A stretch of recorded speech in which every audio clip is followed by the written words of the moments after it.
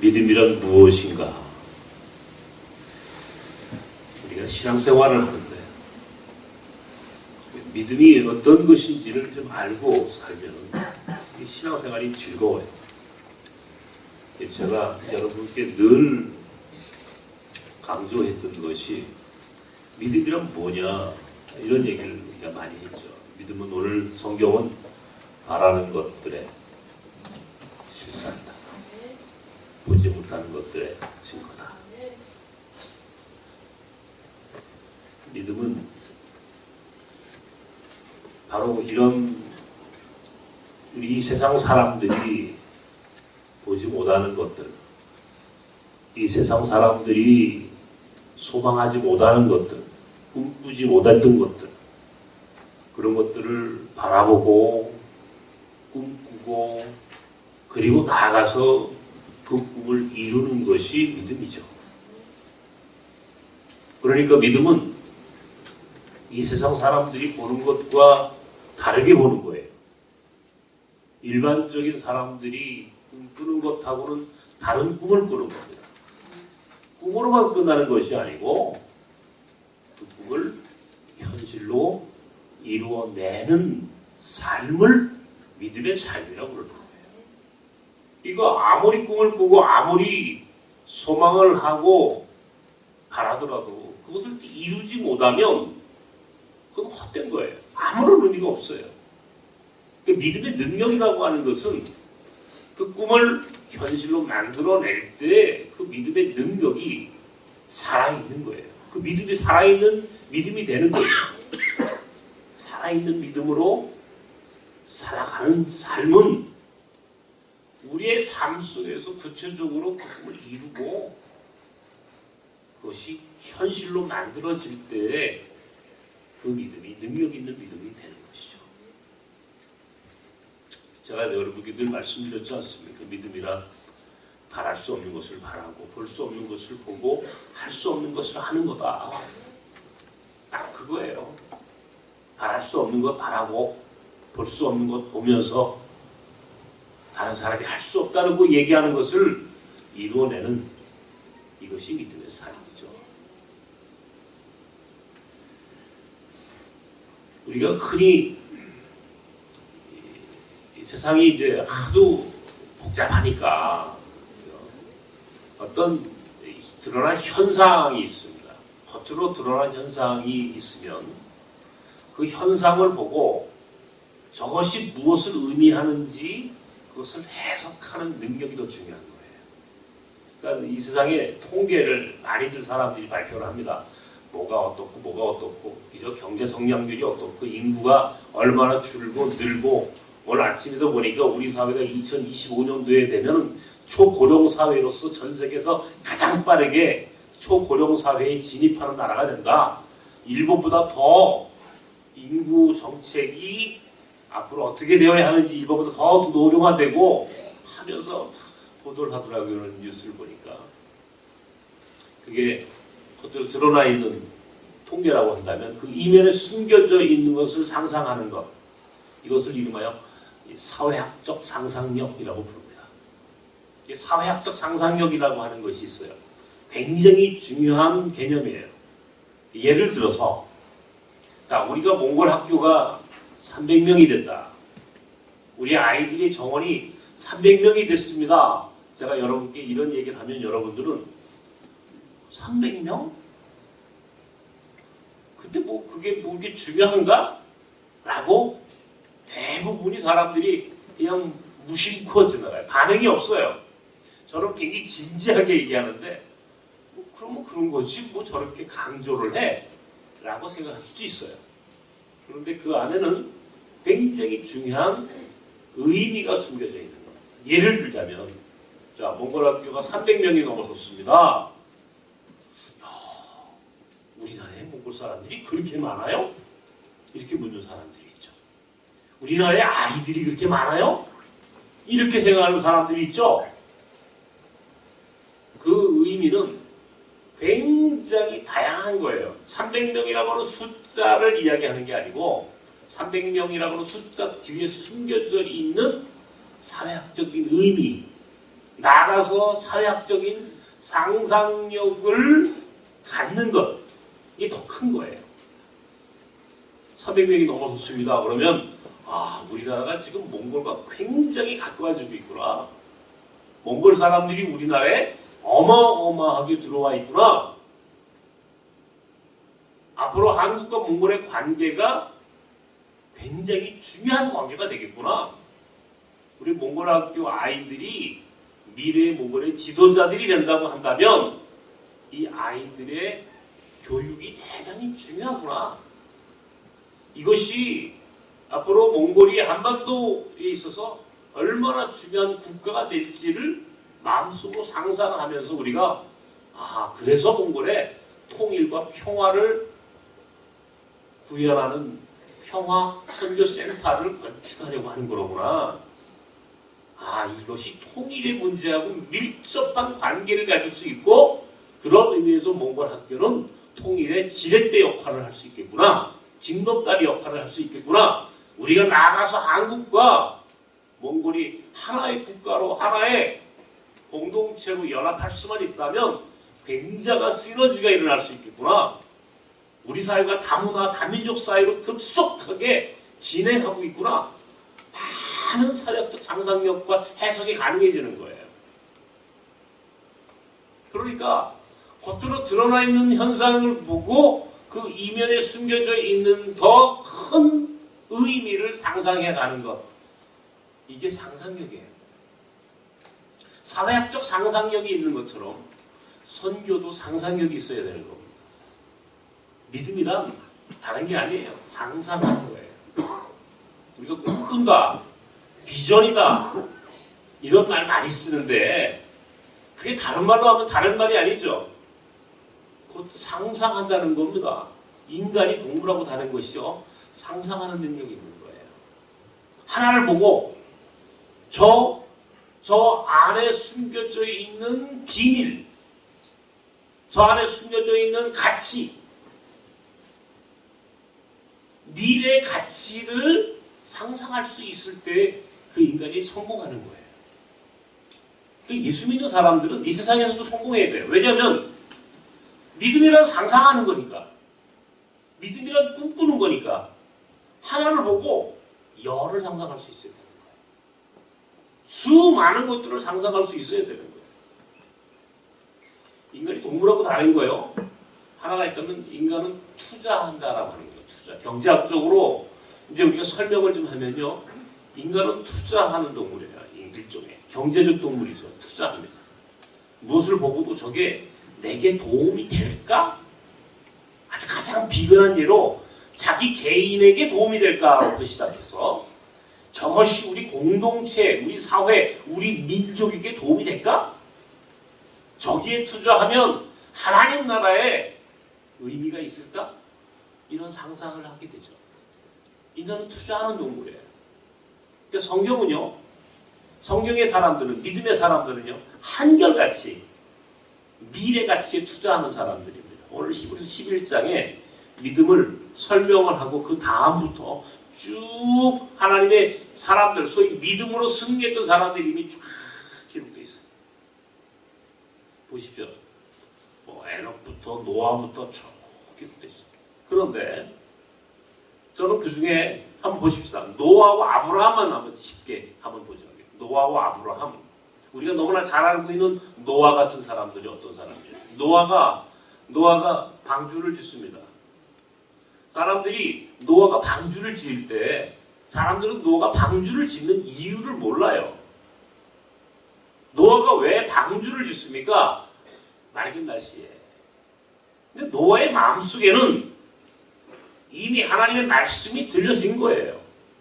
하나님께서 그 미래에 다가올 그 심판의 날이라고 하는 것이 노아의 마음속에서는 자리 잡고 있었던 거예요. 홍수가 온다. 반드시 하나님이 심판하신다. 지금부터 그 심판의 날을 대비하지 않으면 다 죽는다. 그게 노아의 믿음이에요. 그러니까 다른 사람은 손가락질을 하고 비아냥대도 노아는 방주를 짓는 거예요. 배를 만드는 거예요. 배를 건조하고 있는 거예요. 하루하루 그 사람들이 볼 땐 황당무계한 짓을 하는 노아를 그런 미래에 다가올 심판과 재앙의 날을 위하여 방주를 지었던 겁니다. 미래를 짓는 거예요. 미래를 짓는 거예요. 아브라함이 창세기 12장에 너는 너의 본토 친척 아비 집을 떠나 내가 네게 지시할 땅으로 가라. 하나님께서 아브라함에게 명령하셨어요. 떠나가라. 자, 보통 사람들이 이 말씀을 들으면요 순종하지 않아요. 왜냐면 아무런 미래의 담보가 없어요. 미래의 담보가. 다시 말하면 왜 떠나가라고 하는지 떠나가면 어디로 가야 하는지에 대해서 아무런 거기에 단서가 없는 거예요. 하나님께서 무언가 담보를 주셔야 되는데 담보해 주지 않으니까 사람들은 안 나가는 거예요. 당장 눈앞에 보이는 뭔가를 줘야 돼요. 네가 가면 내가 너에게 뭘 줄게. 그런데 하나님은 떠나가라 그러시면서 뭐라고 그러시면 내가 너를 큰 민족을 이루게 할게.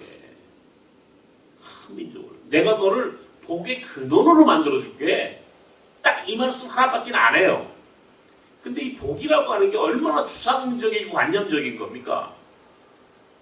우리가 복 그러면 아주 좋은 것 같은데요. 실제로 우리는 구체적으로 현찰이 주고받아야 돼요. 그러지 않으면 그걸 믿지 않는 거예요. 근데 아브라함은 그렇게 눈에 보이지 않는 복, 미래의 복이라고 하는 말 한마디를 믿고 그는 떠나갑니다. 그가 복의 근원이 되게 하고 그를 축복의 통로가 되게 하시겠다라고 하는 이 말씀 한마디를 믿고 그는 떠나요. 어떻게 떠납니까? 나이 75세에 자기가 평생 살았던 자기 고향 친척 아비 집을 어떻게 떠날 수 있어요? 평생 자기의 삶의 울타리가 되고 자기의 모든 것들이 그 안에 있는데 그것을 내려두고 버려두고 새로운 미제 땅을 향하여 출발한다? 75세 된 노인이 결단코 간단한 일이 아닙니다. 그러나 아브라함은 하나님께서 그를 복의 근원으로 창대케 하실 것이라고 하는 이 말씀 한마디를 믿고 떠나는 거예요. 믿고 떠나는 거예요. 상상한 거예요. 그래, 내가 복의 근원이 되지. 내가 축복의 통로가 될 거야. 아마 보통 사람들이 그런 생각을 갖고 떠났다 그러면 미친 사람이라고 얘기했어요. 근데 아브라함은 그런 미친 사람이라는 얘기를 들어도 떠나가요. 길을 떠났어요. 자기 삶의 울타리를 버리고 떠나가는 겁니다. 그가 롯이라고 하는 조카와 이 땅을 나누는 장면이 성경에 기록되어 있습니다. 함께 조카 롯과 함께 이제 길을 떠났는데 자기의 양들이 목동들이 많아지니까 조카와 아브람과 롯의 목동들과 양들이 서로 충돌하는 거예요. 그러니까 어떻게 합니까? 이제 조카와 아브람과 롯이 이제 이렇게 나누어지게 되는 거예요. 그러니까 아브라함이 롯에게 먼저 뭐라고 얘기합니까? 네가 먼저 결정해라. 네가 먼저 결정해라. 네가 어떤 땅을 차지하든 네가 먼저 차지하는 땅 반대편에 가겠다. 네가 동쪽으로 가면 내가 서쪽으로 갈 것이고 네가 서쪽을 선택하면 내가 동쪽으로 움직일 거니까 너에게 우선권이 있어. 내가 너에게 우선권을 줄게. 네가 먼저 결정해라. 근데 성경은 뭐라고 기록해놨냐면은 롯이 보니까 요단 동편 땅이 아름다웠다 그랬어요. 요단 동편 땅이 풍요롭게 보였다는 거예요. 눈에 보이는 걸로 보니까 롯의 눈에는 요단 동쪽 땅이 아주 비옥한 땅인 거예요. 그러니까 어떻습니까? 자기 삼촌에게 삼촌 내가 먼저 땅을 차지하라고 그랬으니까 내가 먼저 선택하겠습니다. 나는 요단 동쪽 땅을 선택하겠습니다. 그러면 아브라함은 요단 동쪽 반대편인 요단 서쪽 땅을 자연스럽게 차지할 수밖에 없어요. 근데 요단 서쪽 땅은 지금의 가나안이에요. 근데 그 땅은 척박한 땅이에요. 광야에 메마른 땅이에요. 그러니까 눈에 볼 때는 그것이 아무런 의미가 없는 땅처럼 보이는 거예요. 그런데 아브라함은 그 땅을 차지해요. 나중에 알고 보니까 롯이 차지한 땅은 소돔과 고모라의 땅이었어요. 분명히 그 땅은 잘 사는 땅이고 비옥한 땅이고 부자가 될 것 같은 땅이었는데 결과적으로 그 땅은 심판의 땅이었어요. 반면에 아브라함이 차지한 땅은 눈앞에 보일 때는 당장은 척박하고 메마른 땅이었지만 사실은 그것이 알고 보니까 젖과 꿀이 흐르는 땅이었다는 거예요. 그러니까 사람의 눈에는 달리 보이는 거예요. 인간의 눈은 눈앞에 보이는 것만 갖고 선택을 해요. 그런데 믿음의 사람은 하나님의 사람은 눈앞에 보이는 것만 갖고 선택하는 것이 아니라 보이지 않는 너머의 것들을 상상하면서 선택하는 거예요. 그게 달라. 그러니까 부동산 투자를 한다고 해도 이게 말이죠. 여러분, 이게 아브라함이 얼마나 투자의 귀재인지를 아셔야 돼요. 귀가 막힌 사람이에요. 하나님이 가라고 하는 땅을 아무런 조건 없이 떠나는 겁니다. 뿐만 아니라 자기 조카 롯과 땅을 나눌 때도 조카는 눈앞에 당장 보기에 좋은 것, 아름답고 비옥한 땅을 차지하지만 아브라함은 척박하고 메마른 땅을 차지해요. 그러나 알고 보니까 그것이 하나님이 예비한 땅이에요. 중요한 것은 눈앞에 보이는 것에 만족하지 말라는 거예요. 그 너머에 있는 하나님의 계획이 어디 있느냐. 하나님의 계획이 어떤 계획을 갖고 있느냐가 더 중요한 거야. 늘 말씀드리잖아요. 하나님의 계획이 있는 인생이 되어야지 계획이 없는 사람이 돼버리면 아무런 의미가 없는 거지. 계획이 있어야 돼요. 땅을 하나 구입을 하더라도 도시계획상에 이 땅은 말이지 앞으로 도시계획 이 계획서에 이 안에 길이 생기고 고속도로가 생기고 여기에 큰 산업단지가 들어오고 아파트 단지가 들어올 거야 라고 하는 계획이 있는 땅과 눈앞에 보기는 좋은데 아무런 의미가 없는 땅이 있어요. 당장은 풍성한 것 같은데 돈이 될 것 같은데 그거는 영 신통치 않은 거예요.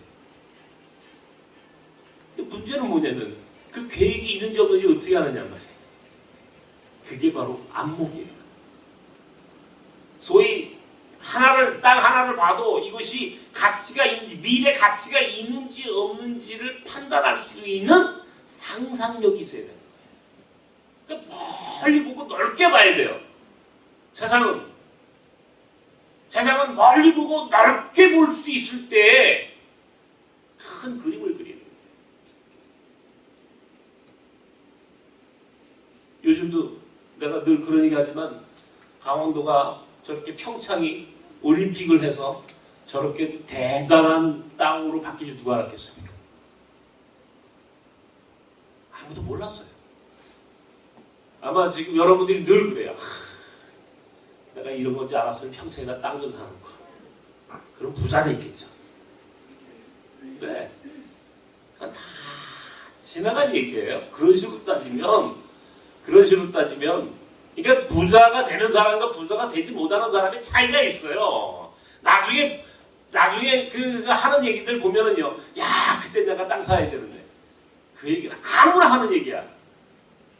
진짜 부자는요 그런 얘기 나오기 전에 거기다 땅 사놓는 거예요.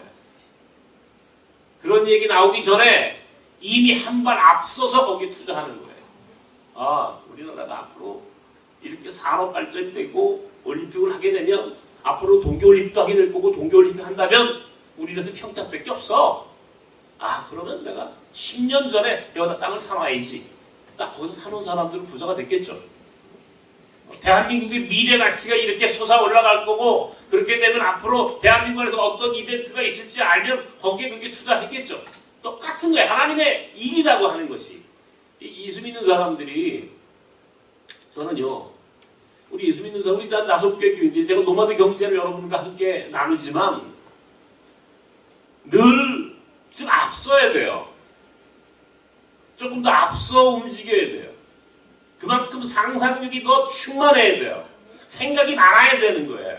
그걸 미리 예측할 수 있는 말씀 속에서 하나님의 말씀 속에서 우리가 무언가 예측할 수 있는 그런 상상력이 탁월해야 되는 거예요.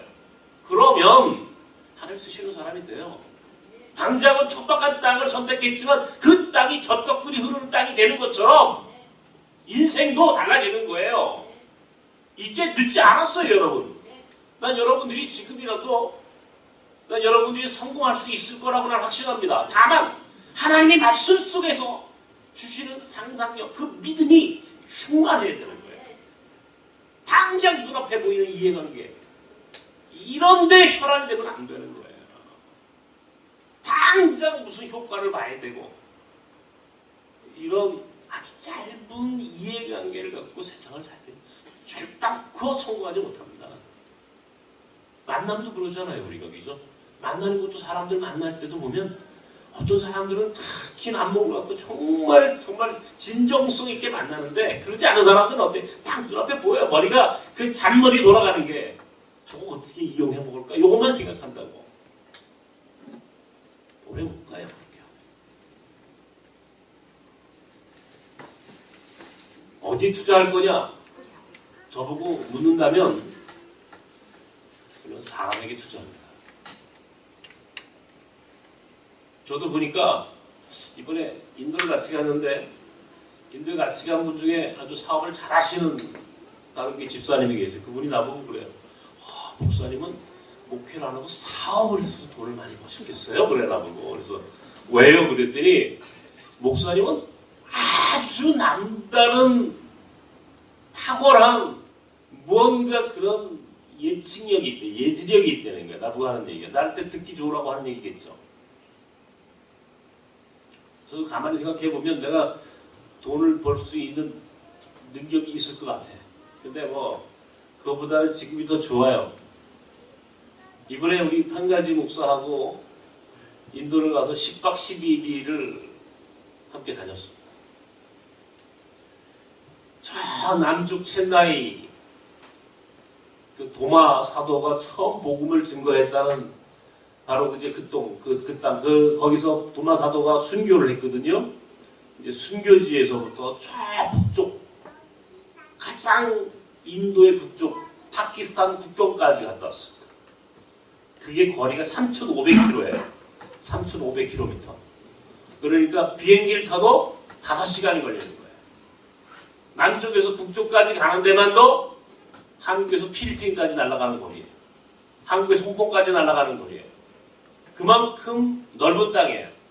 동서남북을 다 다녔어요. 국내선을 3번을 갈아타고. 그래서 사람들이 볼 때는 이거 미친 짓이야 라고 했을 거예요. 그러나 이번이 아니면 그렇게 할 수가 없겠더라고요. 그래서 정말 힘이 들지만 우리가 정말 그런 모험을 하게 했어요. 근데 거기 가서 6명의 선교사들을 만났고 그 넓은 땅에서 선교하는 선교지를 돌아보았고 많은 사람들과 만나서 대화하고 선교지를 보고 특별히 한국 선교사님들과 만나서 결론을 냈어요. 어떤 결론이냐? 인도 선교에서 가장 중요한 문제가 뭐냐? 가장 우선적으로 풀어야 할 숙제가 뭐냐? 과제가 뭐냐? 그러면 2가지예요. 제가 볼 때. 딱 거기서 결론이 낸 거예요. 하나는 비자 문제, 비자. 한국 선교사들이 절대적으로 지금 추방당하고 있어요. 앞으로 인도에서는 선교를 할 수 없게 만들어 놨어요. 인도 정부가. 선교사들이 선교할 수가 없어요. 비자를 주지 않으니까 아예. 추방을 시켜버리니까 선교할 수 비자가 없어요. 비자 있어야 들어가는데 비자를 주지 않아요. 인도라는 나라가. 인도는 외부에서 사람이 들어오는 걸 원치 않는 나라예요. 외국인이 들어오는 걸 원치 않아요. 인구가 많은데 13억이나 되는데 뭘 또 받아? 13억이 넘는 인구가 무슨 더 와가지고 무슨 여기에서 이민 와서 살려고 문을 열어놓을 이유가 없어요. 자기들도 인구가 많은데. 많이 받는 거예요. 특별히 기독교 선교에 대단히 부정적인 거예요. 그러니까 선교가 어려운 나라. 2000년 동안 지난 2000년 동안 기독교가 가서 선교를 했어요. 도마사도가 들어가서 지금까지도 복음이 증거되긴 했습니다만은 그래도 전체 인구의 2.5%가 안 되는 거예요. 아주 미미한 복음이 뿌리를 내리지 못한다 거예요. 그 첫 번째 이유는 비자 문제예요. 비자를 주지 않아요. 두 번째는 인도는 지금까지 2000년 동안 복음이 들어갔는데도 불구하고 그 사회에 카스트라고 하는 장벽을 허물지 못했어요. 카스트라고 하는 장벽이 있어요. 우리나라의 복음이 우리 130년 전에 우리나라에 들어와서 우리나라는 양반과 상민의 계급을 타파했죠. 남자와 여자의 벽이 없어졌죠. 갈라디아에서 보면 뭐라고 그래? 복음은 유대인이나 이방인이나 남자나 여자나 족이나 자유자나 가난한 자나 부유한 자나 그리스도 안에서는 하나다. 이게 복음의 힘이에요. 복음은 모든 인간과 인간 사이의 장벽을 허물어요. 그런데 인도에 들어가가지고 이제 2000년 동안 복음이 선교가 되었음에도 불구하고 카스트가 여전히 남아있는 거예요. 저 위에 브라만부터 맨 밑에 불가수 천민들까지 그대로 카스트가 있어요. 이게 이 나라가 이게 어떤 나라인지를 여러분 상상을 해보십시오. 복음이 들어가가지고 인간과 인간 사이의 장벽을 허무는 것이 복음의 힘이고 능력인데 인도에서는 아무런 힘을 펼치지 못해요. 카스트가 그냥 남아있는 거예요. 더욱이 그 2.5%도 되지 않는 인도 기독교 인구 중에 70%는 그 인도 기독교 인구 중에 70%는 불가수 천민들이에요. 가장 낮은 카스트, 가장 밑바닥, 이건 아웃 오브 카스트라고 해서 카스트 안에 들지도 못하는 사람들이에요. 불가수 천민들이에요.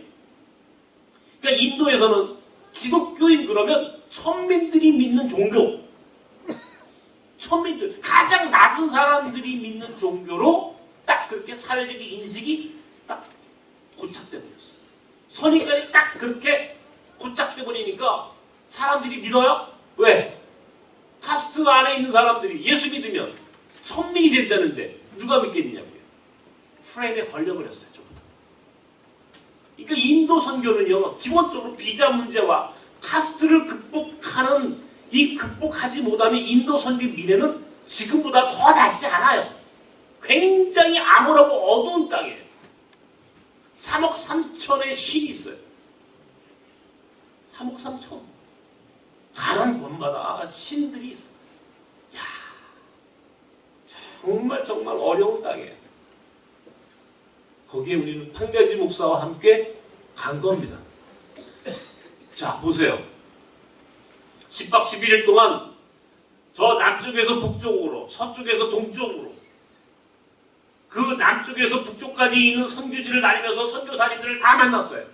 그 사람들이 이야기를 듣고 그들의 선교지를 우리가 직접 현장을 보면서 같이 간 분들이 이구동성으로 고백했던 것 딱 두 가지야. 비자. 비자 문제를 풀어내지 못하면 선교할 수 없다.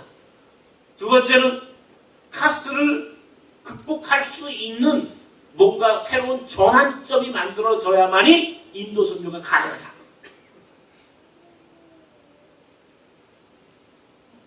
내가 빵가지 목사를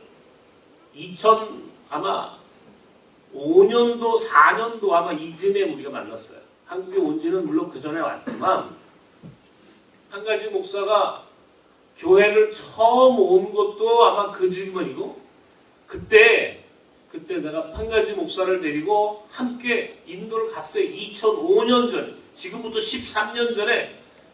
그때는 아무것도 모르고 갔어. 나도. 그리고 13년이 지난 지금 그런 목사가 돼서 같이 간 거예요. 같이 갔어요. 자, 13년이라고 하는 시간이 흘렀어요, 여러분. 13년 전과 13년 이후가 어떻게 달라졌는지를 설명하는 거예요. 내가 오늘 소위 선교적 상상력이라고 하는 말을 썼어요. 믿음이란 상상하는 거다 그랬어요. 믿음이란 상상하는 거고 믿음이란 미래 가치에 투자하는 거예요. 미래 가치에 우리의 삶을 헌신하는 거야. 지금을 위해서 헌신하는 게 아니라 미래에 더 소중한 가치를 위해 헌신하는 거야. 이게 인생이 그것이 믿음의 삶이야. 자, 13년 전에 딴거지라고 하는 정말 기독교에 대해서 아무것도 모르는, 아마 그때 무슨 예수가 좋아서 교회를 다닌 게 아니야. 내가 보니까 이번에 간증하는데 보니까 아주 솔직하게 인정을 하더라고. 자기 부인된 이혜정 선교사, 이혜정 사모 때문에 교회 다닌 거지. 무슨 기독교, 예수 관계 없어요. 내가 보니까 속았더라고. 근데 하나님 그렇게 쓰시는 거예요. 그때는요, 철부지고 아무것도 몰랐어요. 그때는 우리가 그렇게 크게 미래를 상상할 만큼 대단한 능력들을 갖고 있지 않았어요. 저도 마찬가지고 방가지도 마찬가지. 그런데 13년이 지난 지금 가보니까 하나님이 예비하신 사람, 예비하신 사람인 거예요. 왜? 비자 문제는 문제가 없는 거예요. 이 사람은 인도 사람이니까. 인도 사람이니까 비자 문제가 없잖아. 자기 나라에 들어가서 안 되는데 비자가 왜 필요하겠어요? 두 번째, 카스트 문제. 브라만이야. 나는 인도에 가서 브라만이라고 하는 위력이 그렇게 센지 몰랐어요. 정말이에요, 여러분. 우리는 아직도, 그래도 우리 한국 사람들은 그래도 아직은 우리가 그런 그 유교적이고 과거의 그런 계급이라는 게 이제는 없잖아요. 솔직하게 얘기해가지고. 있습니까? 없어요. 그래도 우리는 많이, 그래도 이렇게 장벽이 허물어진 사회에 사는 거예요. 근데 인도에 가니까요. 그게 느껴져요. 어느 교회를 갔거든요. 이 빠띠알라 교회라고 하는 이제 교회를 이제 그 선교사님이 우리를 데리고 갔어요. 그 인도의 펀잡의 빈민촌 슬럼가에 있는 교회예요. 가보니까 그들이 거기에서 예배를 드리는데 아주 빈민가예요. 정말 거기서 얘기를 들어보니까 정말 가난한 그런 사람들이 거기서 모여 사는 동네입니다. 거기서 예배 드리는 사람들이 대부분이 천민 집단이었어요. 제가 거기 앉아가지고 많은 생각을 했습니다. 고민이 생기더라고요. 저 사람들이 왜 예수 믿을까? 저 사람들한테 예수는 누굴까? 막 그런 고민이 생기는 거예요. 예수를 믿으면 장벽이 허물어져야 되는데 예수 믿는다고 저 사람들이 불같이 천민에서 한 번에 무슨 신분이 바뀌는 것도 아니잖아요. 그냥 여전히 불같이 천민이에요. 거기 선교사님이 그러더라고요. 목회자도 불같이 천민들이 많은데, 천민 출신 목회자가 많은데 이 사람들은 딱 그 이상을 뛰어넘지 못하더라는 거예요. 한계가 있더라는 거예요. 분명히. 그러니까 기독교 선교가 2000년 동안 어떻게 되냐면 아래로부터만 선교를 했어요. 아래로부터만. 가장 밑바닥에 있는 사람들을 돕고 그 사람들에게 밥을 먹이고 그 사람들을 위해서만 뭘 하다 보니까 인도 사회에서 기독교인 그러면 가장 밑바닥에 있는 사람들로 딱 그렇게 고착이 돼버리고 말았고, 그렇다 보니까 이 사람들이 더 위로 올라갈 수 있는, 위에 있는 사람들을 선교가 안 되니까 인도 사회가 바뀌지가 않는 거야. 안 바뀌더라는 거야. 그러면서 우리 판가지 목사를 보고 거기도 선교사님들이 저보고 뭐라고 하냐면, 목사님 이건 하나님이 구별한 사람입니다. 제가 얘기한 게 아니고 거기 선교사님들이 얘기한 거예요. 이 사람은 하나님이 구별한 사람입니다. 브라만 중에서 예수 믿고 목사 된 사람이 누가 있겠습니까? 지금 그것도 한국에 와가지고. 그러면서 판가지 목사는 위로부터 선교가 가능합니다. 위로부터 선교가 가능합니다. 위에서부터 아래로부터 선교도 해야 되지만 위로부터도 선교가 해야 되는 거예요. 그래서 세상을 완전히 바꿔야 되는 거예요. 이렇게. 근데 판가지는 브라만 출신이에요. 상위 카스트의 최상위 카스트. 그 집안이. 카스트 문제. 저는 인도의 교회와 기독교 역사에서 이 카스트 문제를 해결하지 않으면 도대체 선교가 안 된다라고 하는 사실을 봤거든요. 근데 비자 문제를 비롯해서 카스트까지 판가지는 예비된 사람. 13년 전에 제가 이미 1993년도부터 역파송이라고 하는 개념을 만들었어요. 나그네가 순례자 되게 하는 것이 선교다 그랬어요. 그죠? 선교란 나그네가 순례자 되게 하는 것이 선교다. 그러면 순례자 되게 하고 그 다음이 뭐냐? 그 다음 그 순례자 된 사람들 가운데 하나님이 특별히 구별한 사람들이 있으니 그들을 키워서 그들 나라로 돌려보내는 거예요. 그래서 그들 민족을 바꿔나가는 거예요. 그래서 하나님의 나라가 그렇게 확장되도록 새로운 전략을 만들었어요. 전쟁을 해도요, 여러분. 네? 전쟁을 해도 작전이라는 게 있는 거예요. 무조건 총 쏘고 갑니까? 그렇게 해서 전쟁이 돼요? 안 돼요. 적이 지금 얼만큼 있고 그 적이 지금 점령한 땅이 어떤 땅이고 지형이 어떻고 그런 여러 가지 정보를 취합을 해서 그 정보를 근거로 해서 작전을 세우는 거예요. 야, 1중대는 어디로, 2중대는 어디로. 뭐 작전이라는 게 있어야 되잖아요. 선교가 영적 전쟁을 하는 건데 작전이 없이 어떻게 선교를 합니까? 한국교회가 지금까지 무대포였어요. 사람하고 돈만 보내면 다 되는 거야. 가문이 사람과 돈만 가가지고 선교가 되는 게 아니더란 말이에요. 돈만 썼지 아무런 열매가 없어. 인도 선교가 지난 2000년 동안 그렇게 전략이 물론 왜 생각이 없었겠어요. 그러나 한계가 딱 설정이 돼 있어요. 그 이상을 뛰어넘지 못해버린 거예요.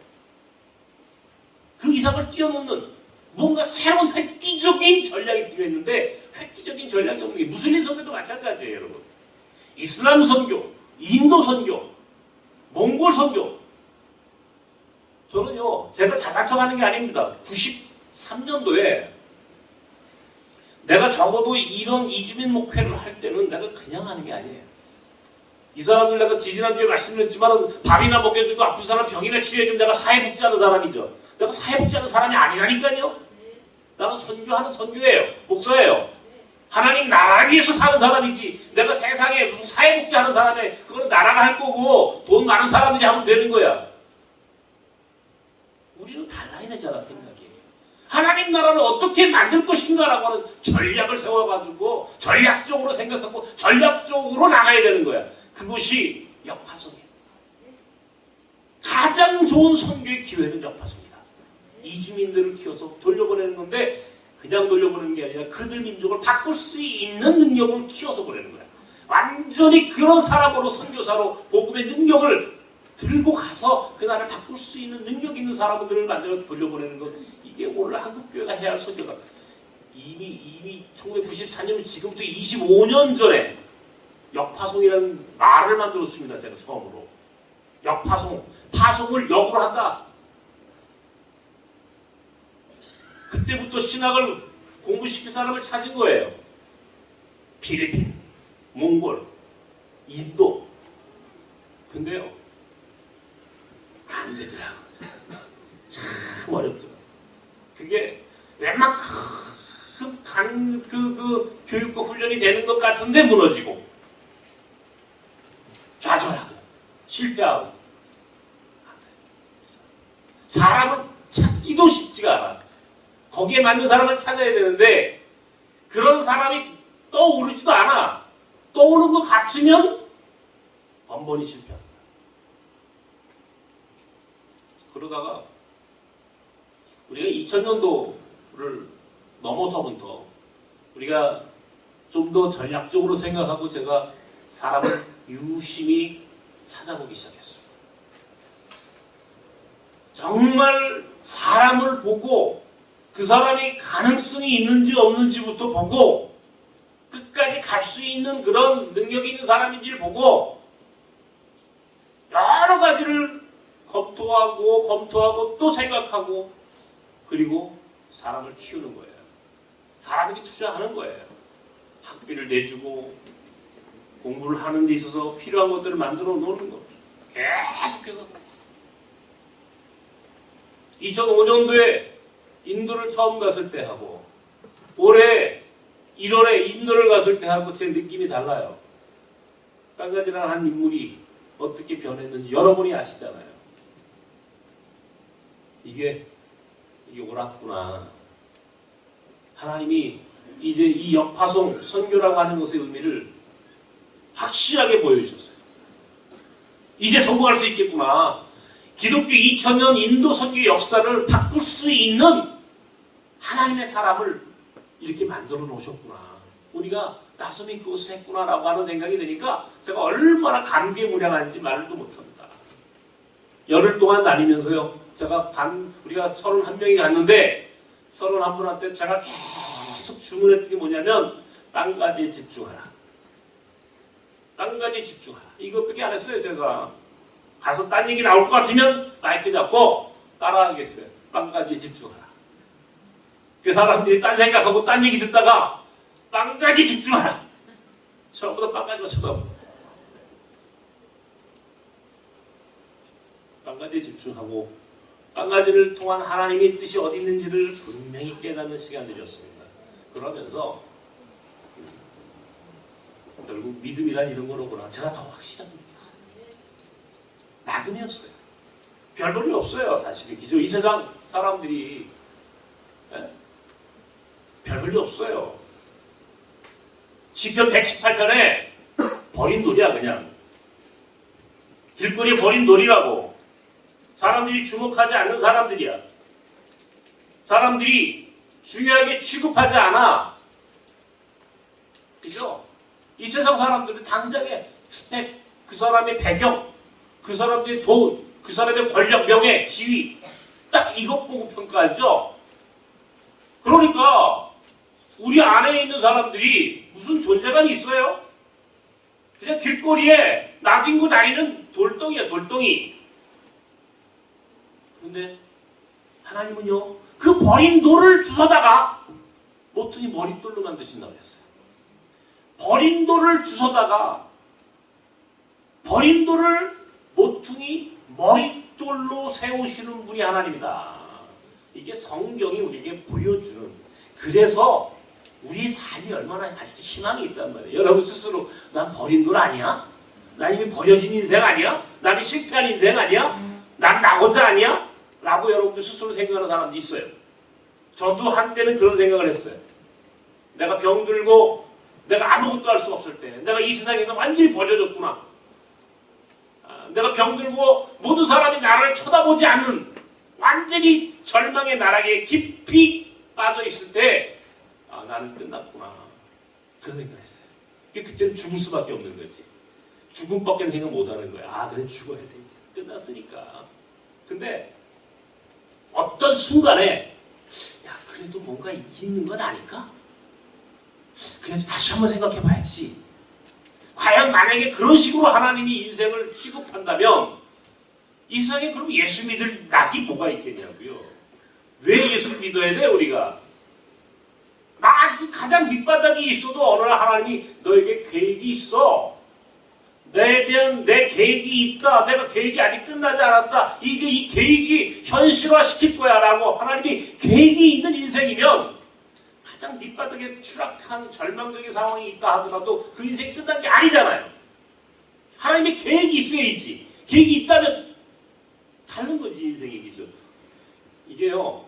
제가 어떤 순간에 그걸 발견한 거예요. 내 삶에 하나님의 계획이 있구나. 내 삶에도 분명히 하나님의 계획이 있어. 느껴져야 돼요. 영적으로. 그렇지. 내가 지금 눈이 안 보이고 내가 이 세상 사람들이 주목하지 않는 완전히 밑바닥 인생이 됐지만 아직도 하나님이 나에 대한 계획이 있다고 말씀하셨어. 내가 내 안에 하나님의 계획이 섭리가 있어. 그래. 아직 살아야 되겠다. 그러면서 조금씩 희망을 갖고 한 발 한 발 앞으로 가는 거예요. 제가 외국인 나그네들 애들 보면서도 저 사람이 여기 와 있는데 저거 하나님의 계획이 있는 거지. 이제 말씀 속에서, 그러니까 다른 근거 필요 없어요. 말씀 속에서 영적으로 그것들이 느껴져야 되는 거예요. 보여줘야 되는 거예요. 영의 눈으로 봐야 되는 거예요. 사람의 눈으로 보지 말고 영의 눈으로 그것이 보여줘야 되는 거예요. 그래서 저 사람 안에 하나님의 섭리와 계획이 있구나.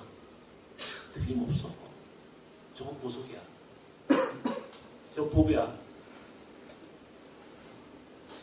거기다 투자하는 거예요. 거기다 베팅하는 거예요. 선교로 사람 그렇게 키우는 거예요. 사람이 투자하는 거예요. 희망이 있는, 하나님의 계획이 있는 사람들을 딱 찾아내서 그 계획에, 하나님 계획에 투자하는 거예요. 그러면 그 사람이 어떤 순간에 쭉 커가지고 겨자씨가 겨자나무가 되는 거예요. 겨자씨가 별 볼 일 없는 겨자씨가 겨자나무가 되니까 버린 돌이 모퉁이 머릿돌이 되는 거예요. 머릿돌이 되는 순간부터는 똑같은 돌인데 13년 전에는 버린 돌인데 13년이 지난 지금은 머릿돌이야. 달라졌잖아. 믿음은 그런 선교적 상상력을 갖고 사는 거라고요. 여러분들이 지금 우리 나섬에서 하는 모든 사역이 저는 그런 선교적 상상력을 갖고 지금 하는 일입니다. 일찍이 하나님 그런 선교적 상상력을 내 안에 주셨어요. 나는 정말 감사해. 나로 하여금 가장 밑바닥으로 추락할 수밖에 없도록 만드셨지만 그것은 내가 그들의 입장에서 한번 생각해 보라고 하는 거예요. 똑같이 고통받는 고난받는 현실 속에서 내가 살아보면서 고난받는 나그네들 그들이 과연 어떤 존재들인가를 내 삶으로 내 그냥 머리로만 판단하는 것이 아니라 내 가슴으로 내 영으로 한번 느껴보도록 하나님 만드셨어. 그러니까 난 그것이 이제는 억울하지 않아. 이유를 알겠더라고. 내 고난의 이유를. 나그네들을 순례됐다게 하고 한 사람 한 사람씩 변화되는 모습 속에서 큰 계획을 보았어요. 제가 말씀드렸죠. 성경은 반드시 과부와 고아와 나그네 같은 사람을 들어 쓰신다고. 이게 하나님 나라의 법칙이라. 집 나가라. 가출해라. 여기가 조사원이 안락한 기득권에 안주하지 마라. 집 나가는 결단을 한 사람을 쓰신다. 나그네야 집 나온 사람들입니다. 전부 다. 이 사람들이 하나님 나라의 일꾼이다. 이 노마드 유목민이 결국 하나님 전 세계 선교라고 하는 것은 이 사람들에게서만 주도적이 되어 있다. 역사가 그걸 만들고 역사가 그걸 증명했고 미래 선교는 더더욱이나 나그네들을 주목하라. 하나님이 내게 주신 특별한 영적 음성이었어요. 나는 그들 가운데 하나님의 섭리가 있고 그들이 결국 하나님 나라를 만드는 모퉁이 머릿돌이 될 거라고 하는 확신이 있었어요. 그러니까 그들을 주목하고 키우는 거예요. 호답도, 망가지, 투하. 지금 이제 우리 키워가는 이제 어건나라, 자파드나, 세미나 이런 식으로 보세요. 보배 같은 사람들이 하나하나 키워서 보내고 그 사람들이 그 현장을 제가 직접 찾아가서 눈으로 보고 확인하면서 우리가 얼마나 귀한 사역을 합니까? 특별히 교육 선교가 너무너무 중요해요. 이번에도 인도에 가가지고 크리시나 기리에 가서 우리 교회 와서 설교하셨던 김영자 선교사님 하는 그 학교를 가봤어요. 물론 선교사님들이 다양하게 선교를 해요. 그런데 저는 거기서 딱 한 가지 확신했어요. 가르치는 거다. 공부시도 없다. 교육밖에는 없다. 교육이 사람을 바꾸는 거고 그 사람이 하나님 나라에 위해서 일하는 거예요. 공부시켜야 돼. 난 몽골학교를 지금 하면서 너무너무 자랑스러워요. 이제 아시아 청소년학교 한번 하자. 실체가 없어요, 여러분. 이거 아마 분명히 이거 담당하는 우리 실무자, 이 실무를 담당하는 우리 정집사님도 이거 어떻게 하나 실체가 없는데 어떡하나. 없어요. 원래 눈에 보이지 않는 일, 눈에 보였으면 딴 사람이 다 했지. 우리한테 하라고 그러겠어요? 하나님이? 눈에 보이는 그 당장 사람들이 볼 때 이거 되겠는데 벌써 딴 사람이 다 했어. 큰 교회가 돈 많은 사람들이 보이지 않는 거니까 진짜지. 보이지 않는 거니까 우리가 하는 거예요. 이건 믿음의 눈으로만 보이는 거예요. 선교적 상상력이라고 하는 것은 안 보이는 거야. 보이지 않아. 보이면 상상력이 아니지. 보이지 않기 때문에 그걸 볼 수 있어야 되는 거예요. 그리고 그 볼 수 없는 것들을 보는 것처럼 믿고 그 꿈을 현실로 만들어가는 것이 이게 우리 믿는 사람들이 삶의 능력이야. 나 우리 나선 교인들은 지금 여러분들 지금 뭘 보고 계십니까? 지금 여러분 인생에 뭘 보고 계십니까? 하나하나 하루하루 여러분이 보고 계신 게 뭐예요? 여러분이 생각하는 미래 가치가 어디 있습니까? 이 세상에 부동산이든 주식이든 경제적인 이익을 얻는 것들이 전부 다 미래 가치를 놓고 보는 거예요, 여러분. 그죠? 미래 가치에 투자하는 겁니다. 사람들이 미래 가치에 투자해가지고 그게 대박이 되는 사람이 돈을 크게 버는 사람이고, 당장 눈앞에 있는 것만 갖고 먹고 살려고 해서 큰 돈을 벌 수가 없어요. 직장을 구하는 것도 마찬가지고 요즘 대학교 들어가는 과를 선택하는 것도 마찬가지입니다. 제가 일부러 사람들한테 너 어디 과 가냐 무슨 과 가냐 물어봐요. 젊은 애들한테. 너 어디 직장 가니? 어디 갔어요? 그러면 너는 앞으로 미래 큰 일을 하겠구나. 근데 지금 잘 나간다고 지금 잘 나가는 것 그건 안 돼. 이건 앞으로 10년 20년 후에 없어질 직업들이야. 그런 직업들 많잖아요. 알겠죠? 4차 산업혁명이 인간의 노동의 종말, 인간이 일자리를 없애는데 이 일자리 로봇가 대체할 일자리를 지금부터 뭘 하겠다고 직장 그 대학교 간다고 하면 그건 말이 안 되는 얘기죠. 로봇가 할 수 없는 것, 4차 산업혁명으로도 대체할 수 없는 일, 특별한 그런 일들이 있어요.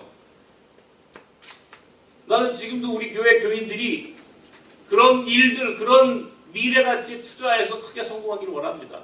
여러분 그렇게 하실 수 있어요. 선교도 마찬가지고 인생도 마찬가지고 상상이 어때요? 지금 눈에 보이는 것 거기에 만족해서는 안 됩니다. 보이지 않는 것들은 볼 수 있어야 돼요. 신앙생활은 그것을 키워나가는 삶이에요. 하루하루 하나님 나라를 향해서 걸어가면서 우리가 어떻게 해야 하나님 나라의 소중한 일꾼으로 쓰임받을 수 있을지를 깊이 생각하고 어떤 하나님 나라 선교가 21세기 가장 온전한 하나님의 선교인지를 깊이 깨닫고 가야 합니다. 저는 역파송 선교라고 하는 우리 나섬의 선교적 전략이 옳다. 다시 한번 확인하고 돌아갔어요. 같이 간 우리 교인들 아마 느끼셨을 거예요. 여태까지 유해근 목사라는 사람이 역파송 하고 하는데 과연 그것이 어떤 열매를 맺을지 다 의심했어요. 그러나 이번에 가서 느꼈을 거예요. 아, 이게 결과적으로 맞았구나. 이것이 지속 가능한 선교를 이루게 하는 가장 중요한 선교적 전략이구나 라고 하는 사실을 나는 우리 같이 간 분들도 느꼈을 거라고 합니다. 앞으로 올 1년 동안 앞으로 우리가 하는 일들이 사실은 그것이 선교적인 목적이지만 그것이 우리 개인의 삶에도 다 영향을 줘요. 마태복음 6장에 뭐라고 나와 있습니까? 너희는 먼저 그의 나라와 그의 의를 구하라. 그리하면 이 모든 것들을 너에게 더하시리라. 너희가 무엇을 먹고 무엇을 마시고 무엇을 입을까 걱정하는 인간적이고 세속적인 근심 걱정까지도 하나님께서 다 해결해 주시겠다는 거예요. 어디에 먼저 투자하라고요? 하나님의 나라에 먼저 투자하라는 거예요. 하나님의 나라에 먼저 투자하라. 그러면 너희 필요한 것들 내가 더 채워줄게. 저는 그걸 믿어요. 확실히 믿습니다. 난 내 삶으로 이미 그 열매를 얻고 살아요. 난 우리 나섬교인들이 같은 운명 공동체야. 하나님 나라를 위해서 우리가 그렇게 소망하고 결단하고 모인 공동체야. 그러면 우리가 모두 하나님 나라를 위해 집중해야 되는 거야. 그렇게 한다 보면 이게 우리 교회가 무슨 성공이에요. 이게 아니에요. 여러분 개개인의 삶 속에서 그것이 다 축복으로 돌아가게 돼 있어요. 이번에 빵가지와 함께하는 인도 선교 여행을 마치고 저는 큰 은혜를 받았습니다. 더 확신했습니다. 앞으로 우리가 어떻게 사역해야 하는지에 대한 그 방향을 더 분명히 잡았어요. 앞으로 우리 나섬 공동체와 나섬 교회 성도들은 하나님이 주신 새로운 미래 선교의 전략을 붙잡고 역파송이라고 하는 이 하나님 나라 선교를 위한 귀한 이 선교의 전략을 붙잡고 우리 함께 나아갈 때 하나님이 인도 선교는 물론이고 세계 선교는 물론이고 그것이 저와 여러분의 삶 속에도 구체적으로 은혜와 축복으로 돌아갈 줄로 믿으며 정말 미래가 어떻게 하나님이 원하는 것인지 미래가 어떤 하나님의 이 소망이 하나님 뜻이 어디 있는지 계획이 어디 있는지 하나님의 계획을 주목하면서 한 발 한 발 묵묵히 앞으로 나가다 오면 우리에게 큰 은혜와 축복의 하나로 우리를 사랑해 주시고 인정해 주실 줄을 믿으며 함께 걸어가는 우리 나성 공동체 나성교회 교인이 되기를 주님의 이름으로 축원합니다. 하나님 아버지, 우리가 믿음을 이야기하면서 믿음은 바라는 것들의 실상이요 보지 못하는 것들의 증거라.